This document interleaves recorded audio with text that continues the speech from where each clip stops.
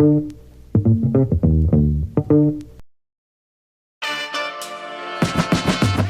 right, well, the Knicks have won their series against the Sixers and set Eastern Conference semis ending in a sweep. We'll be hearing from Andrew Sindell in a second with his thoughts on the series, but a few notes that I discerned while listening to New York sports radio station, The Fan, 66 AM, in the aftermath of the Knicks' dominant 144-114 victory in Philly.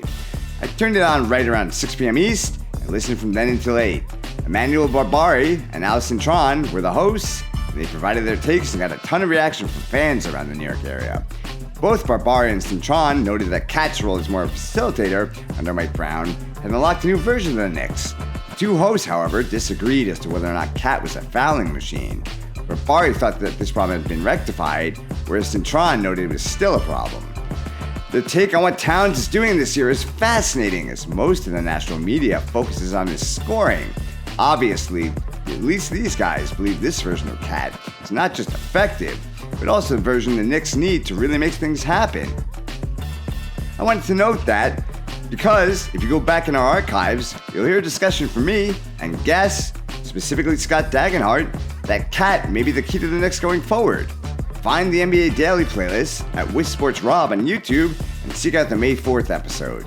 It sounds like the New York media may agree, but possibly with a slightly different bent.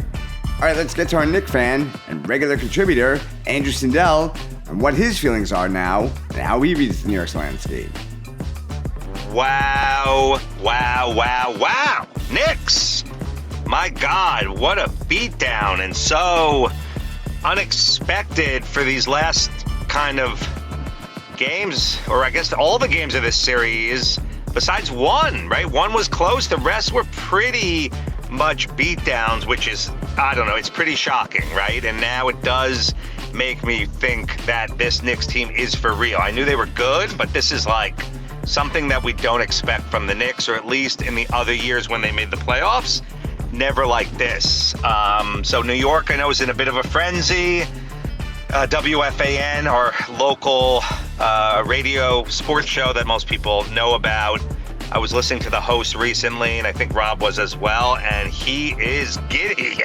He is really going crazy and not feeling bad for those Philadelphia fans at all, which I have to agree with him since they're kind of jerks when it comes to sports. But anyway, it's exciting. Eastern Conference Finals next, which of course will be a little more difficult as you go along in rounds, but this team is really good, and I guess the extra rest, Anunoby could hopefully come back, so that's going to be big too, that they did this in 4. They're going to have a little extra rest, right? At this point of the season, everyone's banged up to an extent, like in any sport when you get into the playoffs, so that rest is going to help. Let's hope it doesn't mean they lose their momentum, right? You worry about that a little bit, right, when you have multiple days off, but I think the rest and what they did in this series and, you know, the positive feeling that's with the team is, I think, will carry on to this next series. So it's an exciting time as a New York Knicks fan.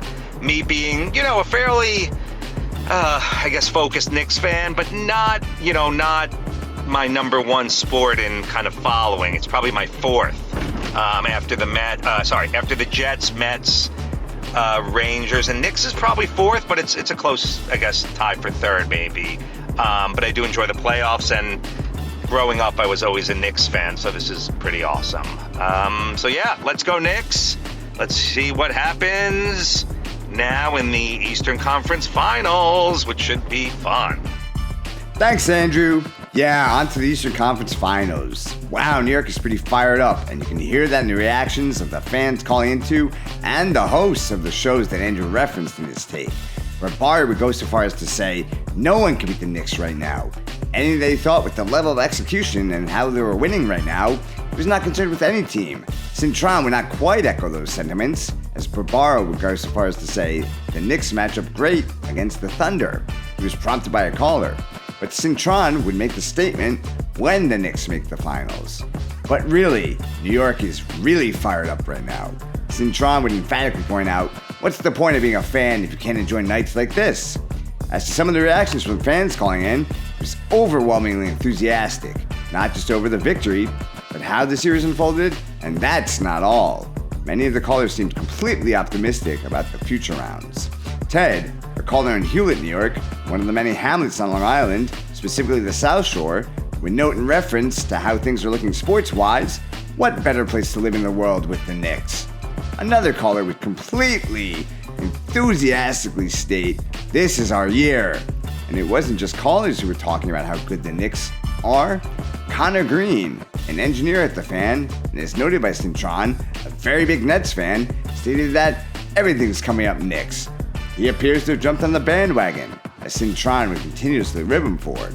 The thoughts that the step up in competition that Andrew brought up are something to worry about, for sure.